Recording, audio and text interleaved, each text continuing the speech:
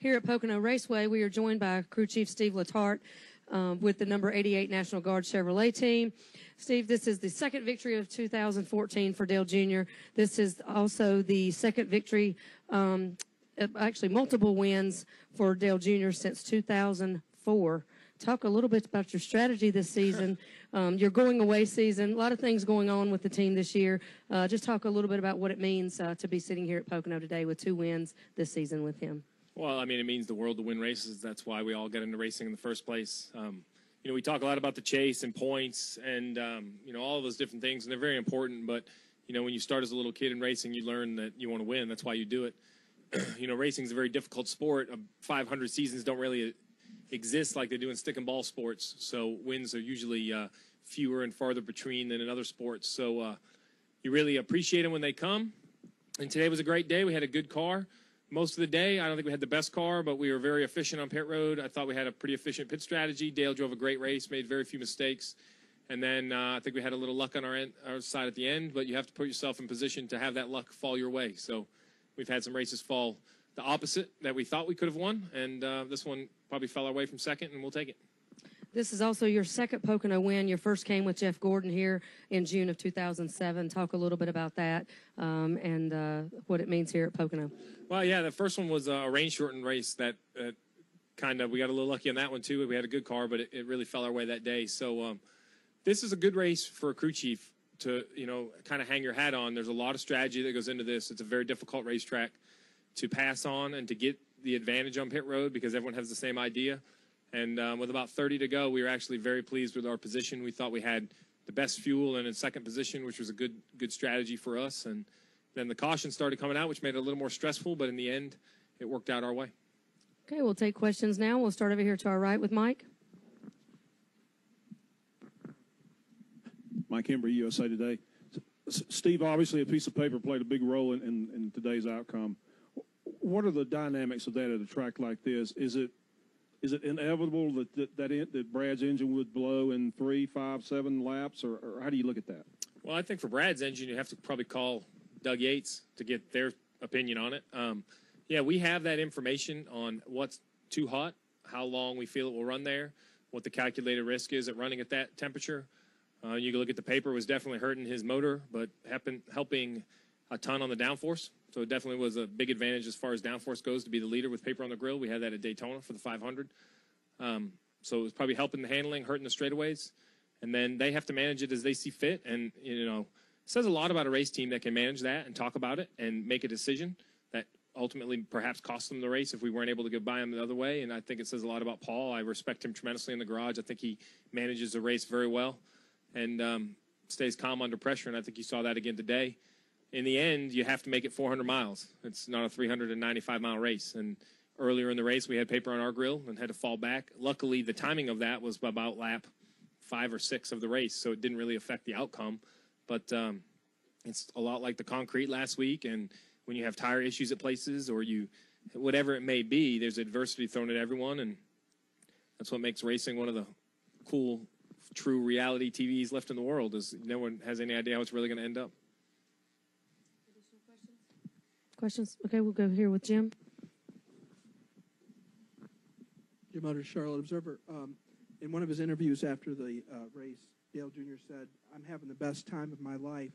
I think the rest of the crew could say the same."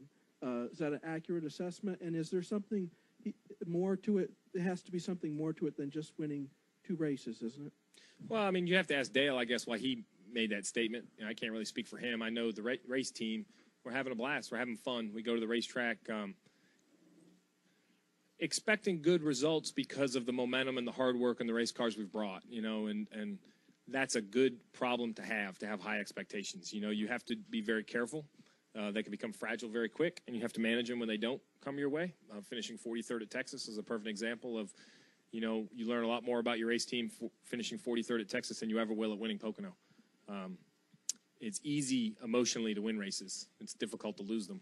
So, you know, I think we're having success. We're running well. We're winning races, and we enjoy each other's company. I don't think we have any really internal issues within the race team. When you take a group of guys, 10 or 15 guys, and travel all over the country 38, 40, 42 times a year. I mean, just this week, We raced wherever we were at, Dover, left Monday night for Loudon, spent 2 days in Loudon, went home for the joke was when I got to the airport on Thursday, as two of my guys looked at me and said, "Hey, well, good to see you. It's been 15 hours. I was getting worried about you." So, I mean, that's how much time we spend together. So to see some results for all that hard work really makes it worth it. And I'm having a blast as well, so I'm glad he is. We got two questions over here to the left. Go ahead. Brandon Caldwell, theracingexperts.com. Can you explain how Dale has changed as a driver since you took over as crew chief? Obviously, this is his first multi-win season in 10 years. Can you explain how he's changed? Well, you know, I worked very hard at not forming an opinion on what Dale Jr. was before I became his crew chief. That was one of my goals, is when Rick told me, I rode up to his house and we sat down, we started talking. I kind of, even though we knew each other to say hello, we obviously worked at the same company, we kind of reintroduced one another and started laying out the groundwork on what we thought we needed to do to run well. And I think, you know, he's a tremendous talent behind the wheel with a tremendous amount of desire to run well. And then you have to throw the world's expectations on him that no one in this room nor myself could measure or believe we understand. And I don't try to understand it. So maybe that's why him and I are such good friends, because I might be the only one in the world that doesn't wonder what it's like to be Dale Jr. Because, I mean, he's the normal guy. He's a great guy. He's a great talent. I don't try to pretend I have any idea what it's like to be him. I can't really fathom the idea. I mean, but he handles it with grace. And much like winning, you know, he handles it even more grace when it's not going well. And I think that says a lot about him. And then when you get to win races with him and see him put on that genuine smile and have a good time, man, it's a blast.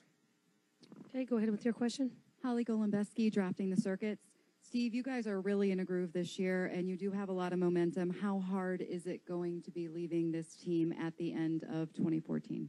Well, you guys only get to see the great stuff, which is, you know, a win at Daytona and a win here. But Saturday of Kansas, my little girl had her first communion, and I was in Kansas. So when moments like that happen, it reaffirms why I made my decision. And I love my job. I've loved my job for 20 years. I love the people I work with. I consider Dale and some guys on this team my best friends in the world. I mean, the best man in my wedding is on my race team. You know, this is my life. This is how I was raised. But I chose, you know, 9 years ago, 10 years ago, 11 years ago now, to have a family. And when I made that decision, that was not a casual decision. That was a decision for the next forever, you know. And I feel that as much as I love my job, they have to come first. And 6.5 days a week, I think I'm really going to love my job, and there's my new job, and there's 4 hours on Sunday. I have no idea how I'm going to replace it yet, so I'm going to have to find a hobby, I think. Okay, we'll take our next question in the back from Dustin. Dustin Long, MRN.com. Steve, a couple things. What kind of a threshold is it to get multiple victories in a season? And second, why now do you feel like you guys are winning, can win multiple races? Because you've had some good seasons and had good streaks, but couldn't get those wins. So why are they happening now, and why is it, and what kind of a threshold is it to get multiple wins in a season?